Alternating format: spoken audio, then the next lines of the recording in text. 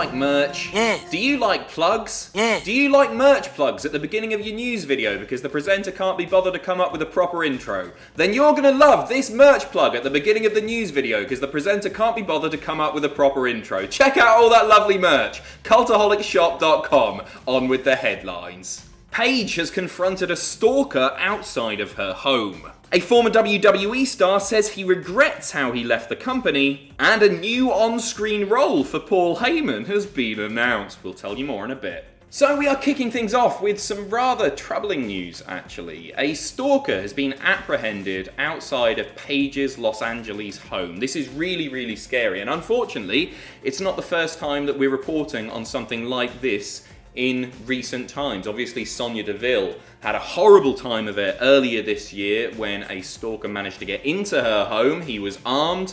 Fortunately, Sonya Deville managed to get away from that. It's gone through the courts. A restraining order is in place and all that. But it's really, really scary stuff, and just another example of fans going way, way too far, crossing the line, well, and more so. Anyway, Ronnie Radke, Paige's boyfriend and the lead singer of heavy rock outfit Travis, can't remember, tweeted late last night, "A stalker had the audacity to come to my door, got his ass handed to him until police arrived and saved the day.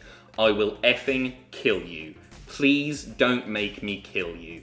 Paige also commented on this, quote retweeting our Ronnie and saying, "Scariest thing ever. He told us symbols led him to us, but Ronnie got him in a hold until police got there. WTF is wrong with people. Thank God Ronnie is around to protect our house."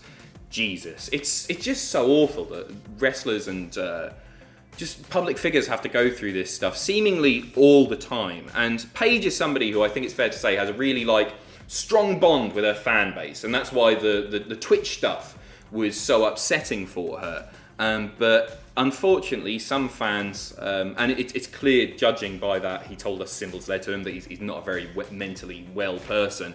But some fans obviously just going way, way too far. And it's just, well, I'm glad that he's been apprehended, and I hope that the law deals with him appropriately. And yeah, Paige has just had a horrible time of it as well, hasn't she, over recent years, from the photos and videos of her being leaked to the Alberto Del Rio stuff that looks like it may possibly go to courts again if Del Rio is to be believed, to the more recent Twitch stuff, which I guess pales in comparison to everything that she's been through, and a wrestling career ending as well. So yeah, hopefully she's okay. She's obviously clearly pretty shaken up.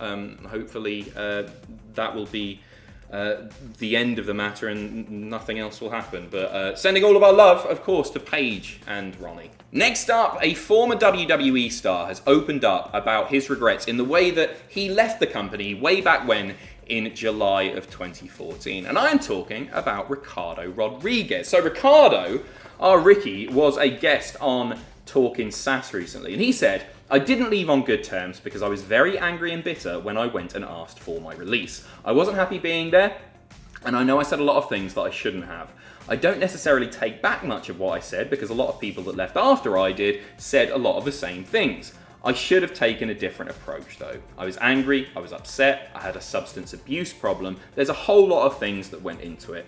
If the opportunity presents itself to work behind the scenes, I would jump on it immediately." And he's got experience doing that. It turns out that Ricardo Rodriguez went and trained students at the Great Khali's wrestling school in Punjab after he finished up with WWE, which I never realised. I think it's unlikely that we'll see him back, which in some ways is a shame because I think he was good as the right-hand man, the heel sidekick of Alberto Del Rio, and he did some good comedy stuff afterwards. But I think therein lies the problem. He is so intrinsically linked to Alberto Del Rio in the WWE sphere that I just think it's so unlikely that we'll see him back. I don't think we'll ever see Alberto Del Rio again back in WWE, where we certainly shouldn't.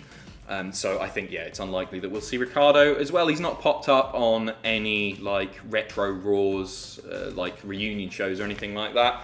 But he was actually a better wrestler than people gave him credit for. He was all right in the ring, but I think his strongest his strongest role was that sidekick, the personal ring announcer, the manager, and he was really good at that. But yeah, I don't think we will see him back. But it's interesting to hear that he would be interested in a job behind the scenes, and I'm sure he would bring value to the company if they offered him that. Next up, a new on-screen role has been revealed for one Paul Heyman. Oh, he's taking over as co-host on Talking Smack.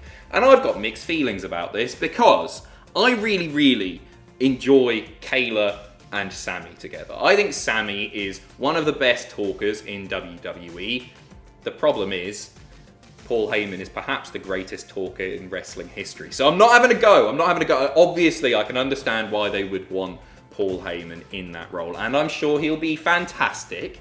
But I'm going to miss young Sammy. I really am. And he's been great. He's been really, really good value over the past however many weeks it's been now. He's been great. Originally, of course, it was going to be Xavier Woods and Kayla, but then Xavier got drafted over to Raw, so we didn't see that happen. I'm sure Paul will be wonderful. I'm sure he will, and I'm sure there'll be many a memorable moment. I think that him being on the show is probably a bit of a draw in itself. He's got name value to him, and he adds a certain... It makes it feel bigger, doesn't it? Paul Heyman being there on the show makes it feel bigger, and for some people it'll probably make it pretty must-watch TV or network content, whatever you want to call it. So anyway, there you go. Paul Heyman is going to be on Talking Smack, co-hosting, so keep an eye out for him.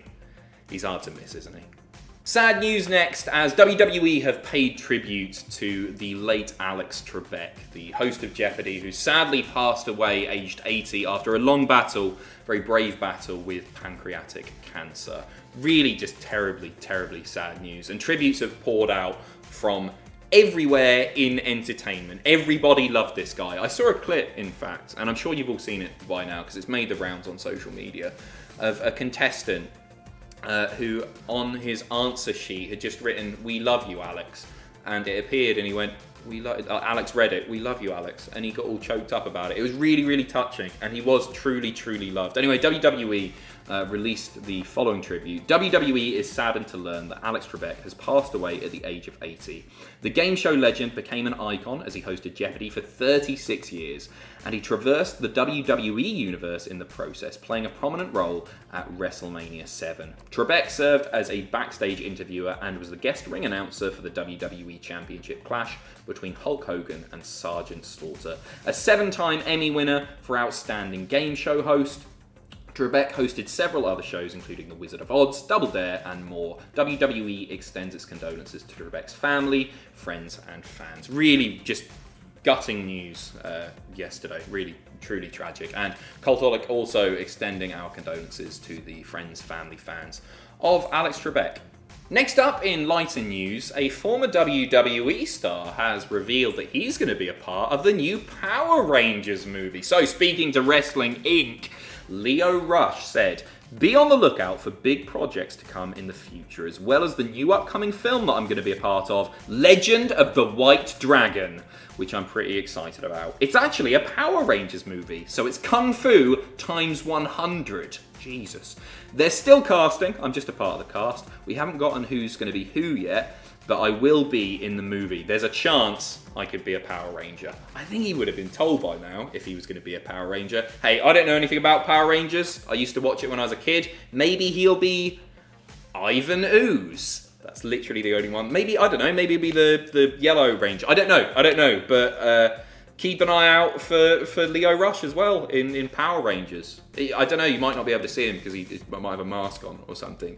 Look out for the flips. If you see flips, that's probably little Leo doing those flips. And finally, it's time to get the Chris excited. He already is, because it's Chris Jericho's 50th birthday. Happy birthday to the Painmaker, the Ayatollah of Rock and Roller, the Demo God, the Y2J, the other nicknames. I hope you're celebrating right now with a little bit of the bubbly. That's what he says, isn't it? Great stuff. Hope you're having a great day, Chris. If you're unfamiliar with the work of Chris Jericho, he is, of course, most famous for his match on Nitro back on August 31st, 1998 with Disco Inferno, for losing the AEW World title outside a steakhouse and for holding the biggest pro-COVID music concert in all of North America. So I'm joking. Happy birthday, Chris. One of the greatest of all time. The best ever at reinventing themselves. He's Chris Jericho. What else do you say about him? He's the man, isn't he? So happy birthday, Chris. Enjoy your day. I'm going to go and enjoy mine now by doing some lovely paperwork and recording some voiceovers. Take care. See you soon.